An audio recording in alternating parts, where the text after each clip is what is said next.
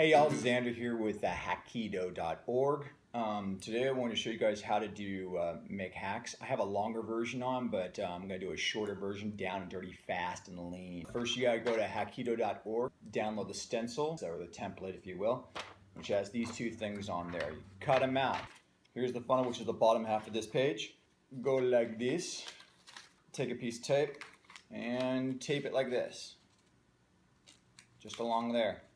What you're going to do is on the inside here, it has like a little measurement of how much seeds you want to use inside. Cut out the cutting parts fast, easy, just cut them out. Now this is pretty flimsy.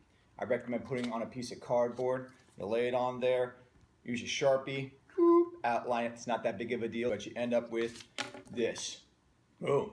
Now this one, you transfer it onto fabric. You get these, two of these, all right?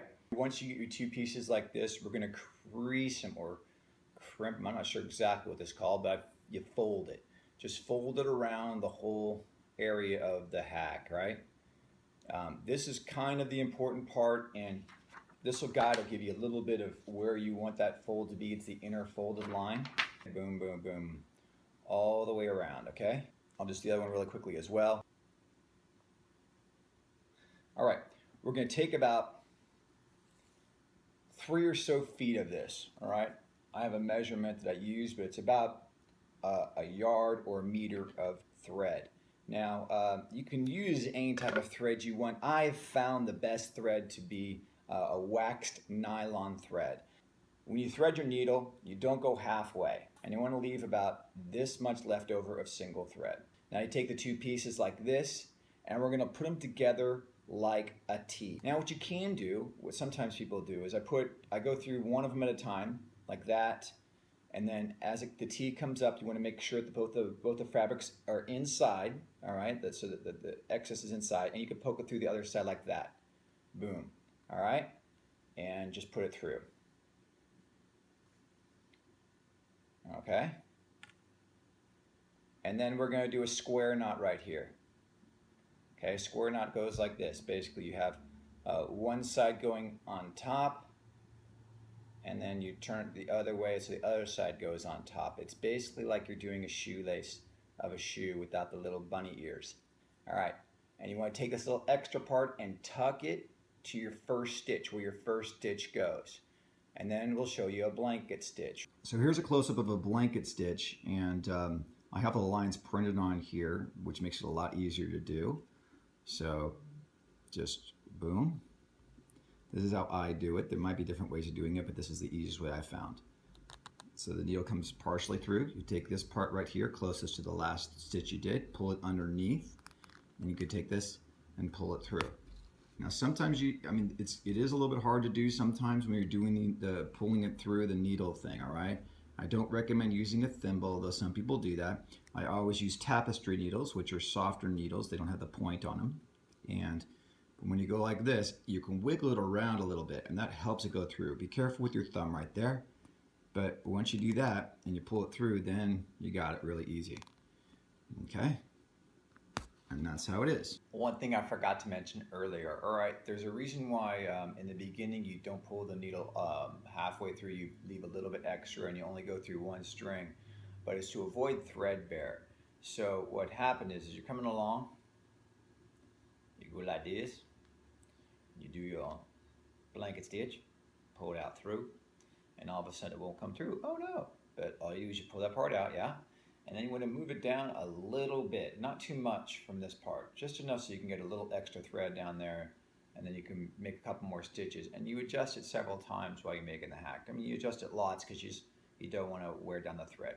Another thing happens as you're making your hack, like you're going to come around every once in a while, what I'll do is check to see how my alignment is going. I'll go from the initial knot stitch and go backwards and just check it, see how it's going. All right, I'll tuck it in the way I think it's gonna go, basically.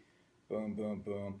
And you're gonna have it so that it doesn't really line up exactly. It happens, all right, especially with these ones, the blank ones. But what I do is I just tuck it in a little bit more. You can fold fabric, like you can pinch it in there to get a little extra fabric in there when you do your next knot. You can adjust it a little bit. These don't have to be precise. you'll still get a nice kick out of it. Now we're getting to the point where we want to fill it up, right? So at the end of this thing, I have about this much left over, and I have that funnel again, right? Put the funnel in there, boom, and then cue the hemp seeds. I use hemp seeds. You can use whatever you want, but hemp seeds are kind of the coolest. Just fill them up, and then you move it around to get it inside. Here we are, almost done. The hemp seeds are inside. Now you can get hemp seeds at bird feed stores. If not, you can get it at nuts.com. Make sure that you get the ones with the shell and not the hulled ones. You want the nice hard shell for playability. All right, so the last stitch, blanket stitch, we're going to go past the original knot, right? Go underneath there. Pull that towards you. And then I turn it around so that the last stitch is being pulled this way, all right? And this is how you do the slip knot. First get in there, I kind of go close to the last stitch, and then pull it through. Boom. And you leave like a little loop right there. And then we're gonna go through like that, pull it up. All right, get that out of the way. And then we're going to go through like that, but instead of going directly through that way, we tuck it and we go in between right here, all right? So it's right in there. And then once you pull that through, it starts sliding down, and it should just lock in place like that, all right? Then we do is right between the creases right there. Boom. Go to the other side of the hack and pluck it out like that, and then pull it through. And you could take a pair of scissors, cut it close, boom, and that tucks right in.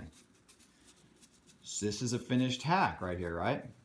So these are special ones for birthday parties. Happy birthday, Brian. But it's the world's one that I make for people. Yeah, I mean, if you learn how to make them and you want to make up your own, of course I can do custom ones for people. So you can have your own brand on there if you want. I ask that you keep this side, which is the piece. I have a regular piece logo, but this is just to represent nature and hemp fabric with hemp seeds. Hello, Hackito, and this is my logo, which is based on a little blessing symbol in the Hawaiian Islands for Malay.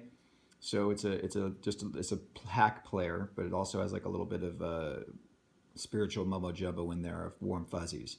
Right, so there it is. There's the little play with the world, play, have fun, and enjoy.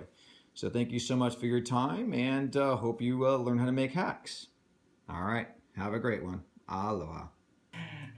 All right, so there's the video on how to make a hack. I hope you guys enjoyed it. It's pretty cool. But, you know, this is something that almost anybody can learn how to do. All right, just learn how to make them. Now, I saw comments on this other guy's videos, how to make a hack, where people were saying they'd rather just go out and buy one. That's not really the point. I mean, of course you can't go out and buy one, but to do something creative, learn how to make your own thing, be a little bit more self-sufficient perhaps.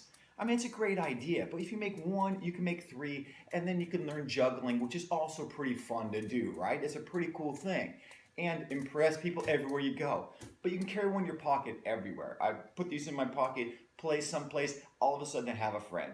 All right, I play by myself, no worries, but it's always fun with more people.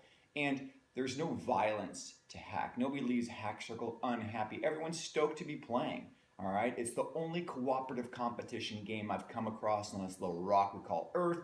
There is no practicing hack. There's only playing hack. So I hope people get that. I mean, this simple thing can revolutionize the way we play with each other. I'm serious about it. I'm passionate about that because I've seen the results myself. So I hope some people get that. Be a low percentage, I know that, but there's some out there who want to continually play. This is one way to do it. Just make them up fast, give them out with lots of love. So thank you so much for your time. Appreciate it, and check out more stuff at hackito.org. Get the word out, make some hacks, have some fun. Thank you for your time. Aloha.